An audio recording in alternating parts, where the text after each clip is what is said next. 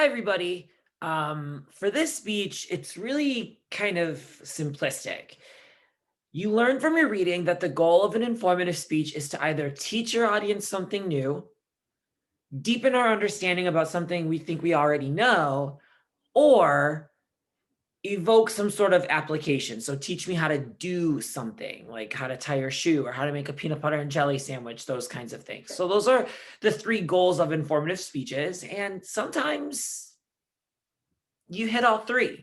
Maybe you teach me how to tie my shoes by explaining the importance of having your shoes tied, which is not really something that I ever knew before, and then getting me to think about how to do it in a different way.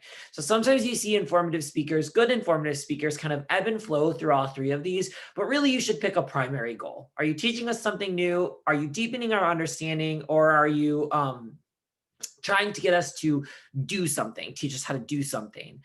While that third speech goal is really important, we are not going to focus on that this week while you're writing your speeches.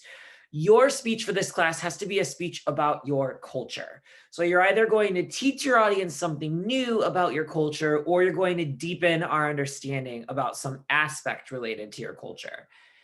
Now, when I say culture, that's very broadly defined. We all we all live in America, so we have American culture. We are in a election year. We're in the middle of an election year, so we're all voting citizens. So there's cultures that are related to that. We're all here in college. Some of us are college students. Some of us are college professionals. So there's academic culture. We obviously all have our own nationalities. I'm Italian and Irish. Some of you might be Greek, maybe some of you are Polish, maybe some of you are Middle Eastern. So there's all these different cultures that come along with that. There's obviously sexual orientation cultures. People identify as gay, lesbian, transgender, bisexual. So there's other cultures related to that. So maybe you're an athlete. There's athletic culture. Maybe you really enjoy playing chess. So there's chess culture. However you're defining culture is up to you, but I want you to think of something outside of the box. For example, I'm Italian. I love talking about being Italian. I love being Italian. There's so much about my Italian culture that I love.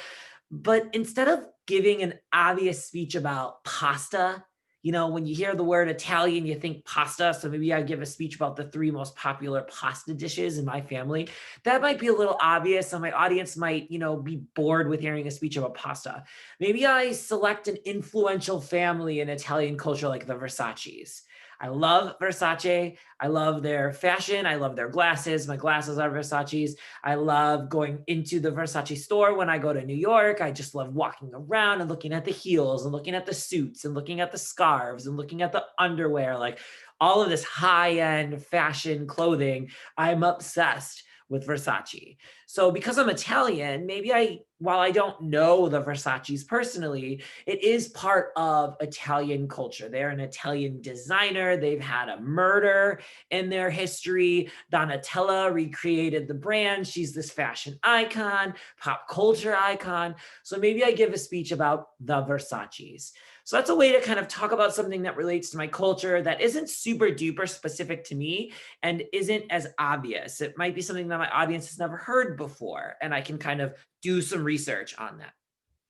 You want to be careful when you choose your speech topic because you do need to have at least 3 recently cited CRAPT sources. So the 3 sources that you pick have to pass the CRAPT test. They have to be recent. And while I'm not requiring you to use an academic scholarly reviewed source for this speech, you are going to be finding an academic or scholarly reviewed source for your research assignment.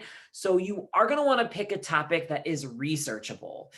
For example, your mom's best, most celebrated dish for the holidays might be a hard speech topic to research. So you're going to want to pick a topic that has information on the internet that you can find, that you can research, that you can crap, using all of the skills that we learned last week and applying them to the whole research method, because you need at least 3 sources. And they have to be recent from whatever I say recent is.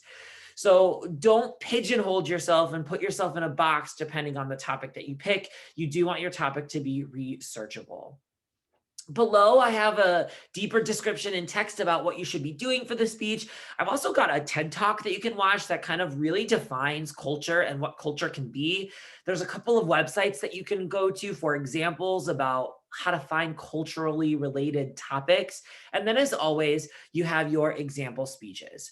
So please be sure to watch the example speeches, head to Go React to look at the informative speech rubric. You have your practice speech. If you do the practice speech, you can get extra credit for that, like always. So have fun with the speech. Give a speech about something that you want to teach us about related to your culture, but be smart about the topic that you pick. And always, you should be claiming your topic on the Google Drive. That's part of the content unit assignments. So if you haven't done that yet, after you kind of review everything that's related to the speech, go back into this content unit, claim your speech topic. That's always a 5-point assignment. If you have any questions about culture and what I mean by that, let me know. Use your book to help you. Use the examples that I have to help you.